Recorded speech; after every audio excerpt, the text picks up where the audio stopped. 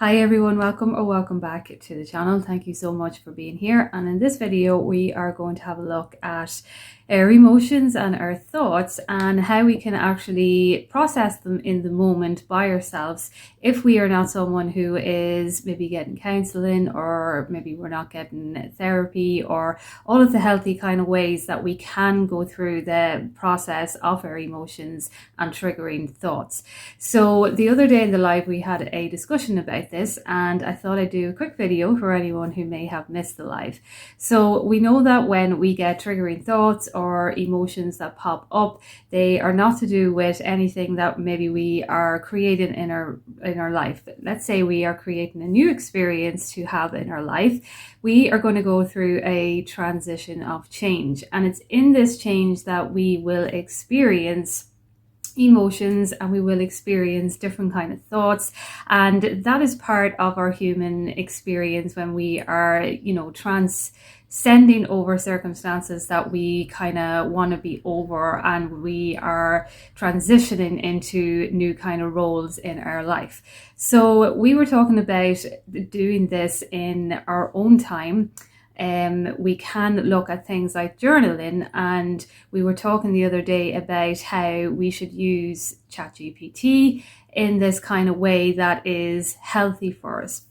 So I know that recently I was talking a little bit about ChatGPT and why we want to be very aware and of the surroundings that are going on with ChatGPT in terms of, maybe staying logged out and not actually putting in all our data, because obviously the more we put into a logged in account, it's going to take in all our data, and it's going to start becoming this kind of program that will be biased in the sense that it will take in all our data and it will only give us the answers that is going to make us feel good about ourselves, rather than getting a kind of a general answer that would be the best kind of one to get. So sometimes when we are typing into ChatGPT, if we are typing in emotions of anger or frustration, we will get that back maybe later on if we are logged into the account and it is getting to learn who we are as a person. So everything we get back, as we know from ChatGPT, is just an online source. It's basically like Google, except it talks to us in conversation and is like our friend. And because it talks to us in this way and it gives us the information in such a rapid speed, we kind of get to know it in a way that is familiar, in a way that is conversational, and in a way that is kind of connecting us like we would a friend. So rather than logging in and giving it the data, we stay logged out if we are someone who is wanting to maybe process an emotion and a thought. How we would process an emotion and a thought is to type in whatever it is that you are feeling in your logged out way. Or you could actually say that it's for a friend if you are logged in, because if you are still separating the emotion from yourself, ChatGPT then will not see it in, as the data that it's collecting on you. So when you type it in, we get all of the answers of what it could mean, why you're having this emotion, the experience that caused this emotion, and you kind of go down everything that is on it. Now, when we look at everything that is that has been sent out to us from ChatGPT about the reasons why, we will go down onto the ones that we resonate with, that actually kind of feel familiar to the emotion or thought that we are having. When we get the one that resonates with us, that is the one that we continue to break down. So when we look at processing emotions and processing thoughts, it is in the word process. So when something is being processed, it's being broken down. It's being kind of searching until it is completed. So when we are breaking it down, we stay with it until we actually get a kind of a full completed answer. So what this will look like is, if anyone has even done counseling or therapy, you will know that an old wound that may come up in emotions, and a therapist or counselor will want to kind of talk about this certain emotion or wound, and not leave it until you kind of have a understanding of where it has come from. So this means that you stick with the topic and you stay with it, and you continue to stay with it until you get this full kind of completed understanding of the cause of this actual emotion and trigger. So when we do this on ChatGPT, as I say, be very, very mindful and aware that that it is a computer, it's a program. And it is going to continue, as I say, to collect all the data.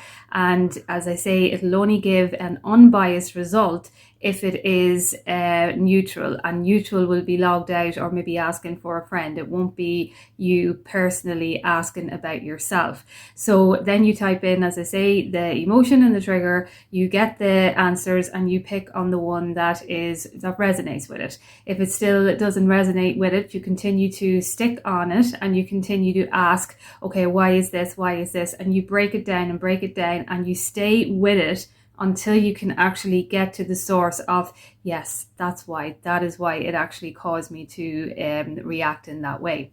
Now, this is just a kind of a thing that we could do if we are someone who is not actually in a kind of situation where we are going to be able to talk to a therapist or counselor or a friend or anything like that. If we really don't have anyone to sit with right now in the moment, that is a kind of a useful tool that you can use.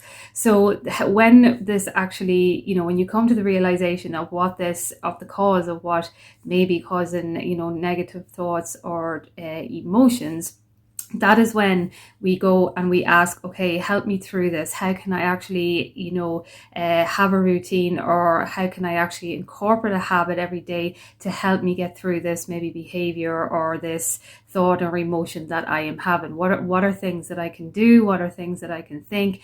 And it will give you, again, a plan. It will give you affirmations that you can say, because remember, a lot of the stuff that we create in our traumas as well, if they're not, even if they're physical traumas as well, they kind of are more kind of traumatic within our body and our mind because of the rumination that we do over it. So a lot of the time it will be, kind of overwhelming because of the thoughts that we are having, because of how emotionally disconnected we feel from our body and all of these type of things. So we know then that we can regulate our nervous system through breath work and meditation, and we can do all of those things when, take walks and exercise and all of these different things that we can do for kind of regulating our nervous system. So that's kind of looking after the body. But when we want to shift the mindset, that is when we need to actually acknowledge the kind of thoughts that we are having.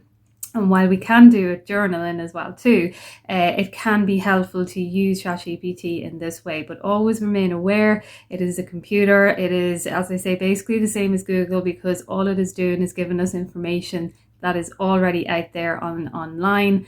And when we are getting this information, I know that it seems like it is, a friend that is chatting to us, but it's not. So it's to kind of separate ourselves in that way. And when we separate ourselves and detach from it in that way as well, it becomes more of a useful tool rather than kind of sucking us all in and, causing us to rely on it heavily in a way that we are not able to even make up our own mind.